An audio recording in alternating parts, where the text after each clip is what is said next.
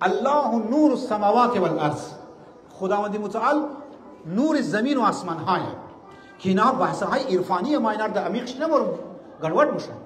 خالی می قسمم که خدا زمین و آسمان و این ستاره ها اینا تمام نور پروردگار عالم است، جلوه های الهیه.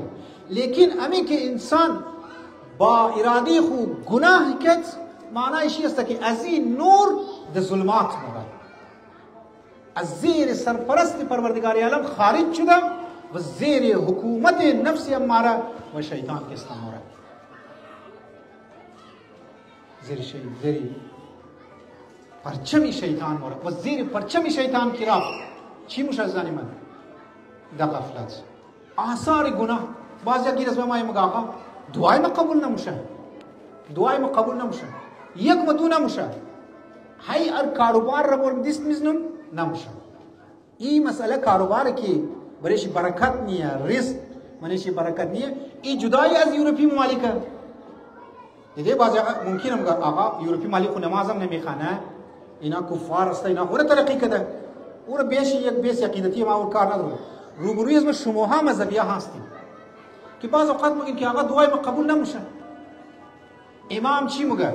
امام میگه بعضی از گناه ها توجه کن، یکی از آثار و امپکت گناه و نتایج گناه ایه که دعایش مستجاب نمیشه. امام چی میگه؟ فیقول الله تبارک و تعالی، خداوند متعال میگه، یہ میگه حدیث قدسی، قرآن نیه لیکن خدا خود چی گفته؟ فیقول الله تبارک و تعالی للملک، ملک برای ملک میگه، برای یک ملائکه میگه، برای یک فرشته میگه، لا تقضی حاجته، حاجت زیر برآورده نکو، واحرمه ایاه فانه تعرض لسخطی واستوجب الحرمان منی. یکی از چیزهایی که گناه را دوار نمیره لیکن مستجاب شونه، عزیزانی من، برادران من، او گناه است.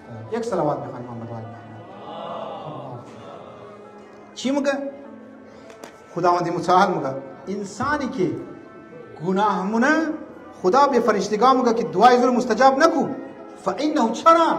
فانه تعرض لسخطی، او درو که اصلا گناه مونه، درو او جرأتی بی گناه درو مونه. یکی از آثار و یکی از نتایج بدبختی گناه اینمیه که مو بعض اوقات درو ناله مونی یک مدو نموشه. خدایا مشکلات بری مشکلات درو مایا.